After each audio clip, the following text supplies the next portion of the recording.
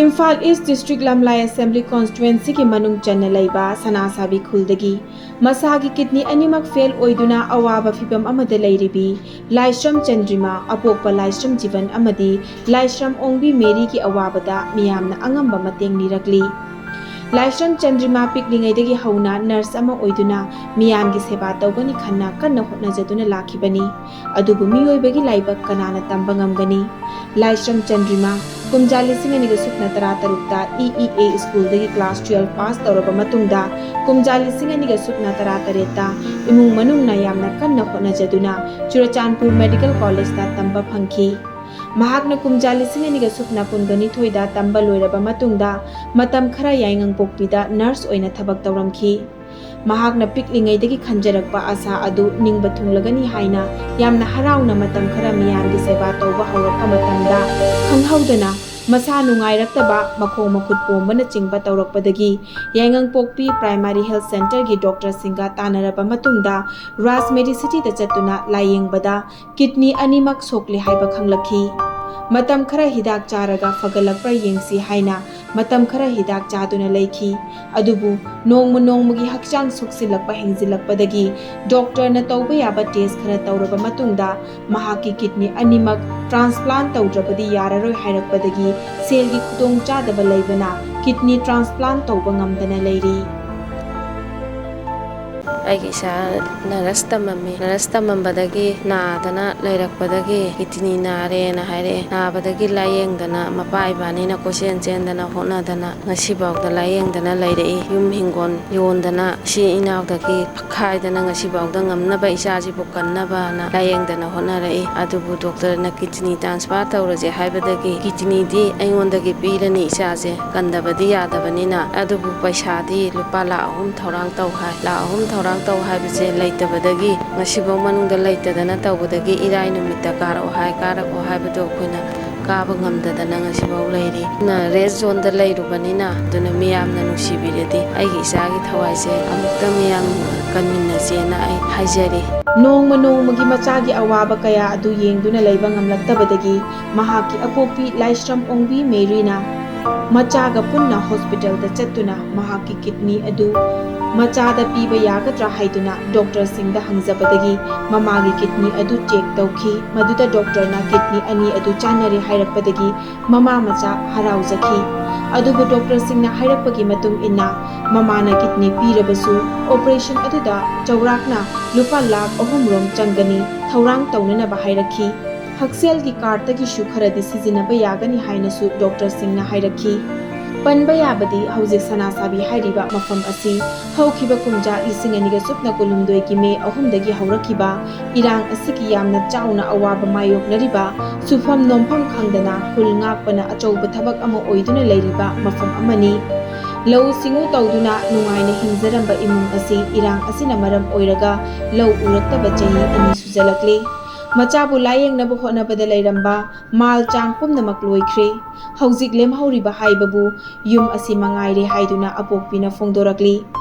mamana kidney pigani hairabasu kidney transplant tawbada changadaba paisa leitabana haujiksu doctor na hospital da admit tawnana ba hairaklabasu imung manung na hairiba senfam adu leitabana ngasi su yumda anabaki chaina khangduna lehauri imung manung na fongdorakpagi matung inna mahaki macha asibu layengbada lamdam asida leiriba pukchel chawrabi singna angamba mateng khara ta oirabasu pangbiyu machagi thawai kanbada mateng pangbiyu haina ISCOM media ki khuthangda paujelakli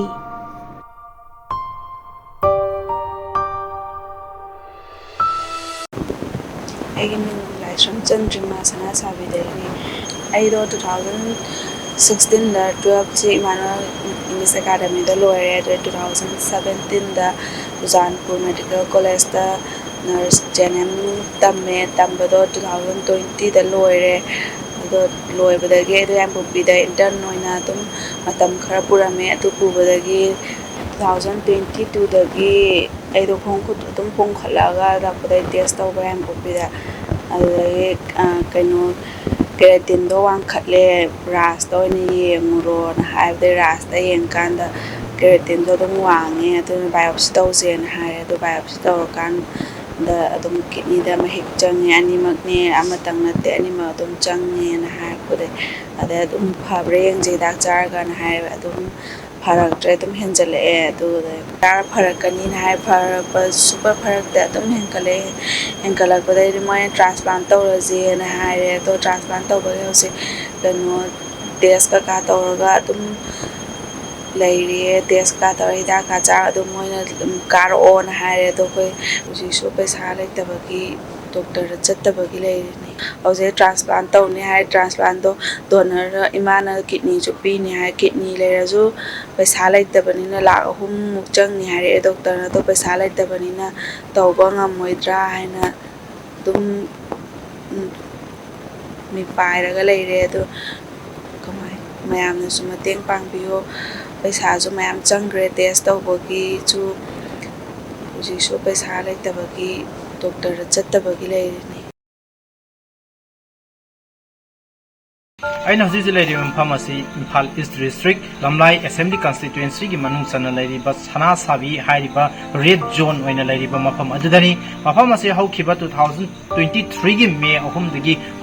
liba Manipur gi irang asida yamna sauba koi saitheng phangdana mafam asida leiriba khunjasing yumda ayum thi leiriba su nungdang leiba ngamdana yamna wana leiriba mafam amani mafam asida ida khoi gi sahi amaga makai ani sujalakaba asi mafam asida leiriba myoi sing asi yum sangba natana atopa thaba amata tawba yadana khoi lau simu tawraga leijarama myoi kya su ngasidi tawpham khangdaduna aduki matik awaba wana leiriba rejol oina leiriba sana sabi hariba mafam asidai khoi sahi kun manga amukta ngairiba laisamsan dima kaubi sanasi kidney animak narak padagi mafam asidai aduki matik waba haibadu oiraga leiri mafam asidai imung manung amasung masana phongtorpai matung ina maha asi naras amoina miyam gi seba tawgani haiba asada yamna sauna khoi Chuchangpur Medical College da naras tamnoraba matungda maha si matam khara yangang popi da intern oina khoi nurse oina khoi thabak tawbo yaujarami adubu mahaki masagi anaba amadagi tungan hospital kaya da laying ba chatluba matamda mahaki kidney animak fail oire haiba khanglakpadagi hauji yumdagi sathokpa yadaduna hauji phamungda yataduna lay mafam asidai da hauji imung manungna phongtorpai matungina aikoi hana masa asi laying nabo honabada imung manunggi daijarama manchan punamo yonduna akoi tungan ba hospital kaya da laying chatharurabani adubu hauji asi tangai fadana mahaki kidney asi transfer tawdarbadi yararo hana doctor na harekpadagi kidney donor asi mamana mahaki kidney asi piraga mahaki kidney transfer tawbagi wafam mama imung asida lehori adubu yamna luribadi kidney donor mama na pirabasu mahaki akoi transfer tawbada changadaba paisa asi saurangna akoi lupa lakh 3 dagi na manga phawba changani haina doctor na haibire hairi adubu haksangi katagi lupa lakh amaga makhai aniro masi haksal katagi kakraga akoi lemhori basing adu imung manungna puthokpa tabani na hoji imung ase aduki mati awaba haibadu oiduna leiri aduna paisa ase puthokpa ngamdaba taragadi koi ma ki transfer tawba si ngamdabagi maongda leibana maramna akoi gi lebak miyamda isa asigi layeng bada angamba mateng pangbiu haina imung manunggi maikai dagi angamba mateng ni nirakli hiram asigi matangda paudom jadiba nilo ISCOM sana sabi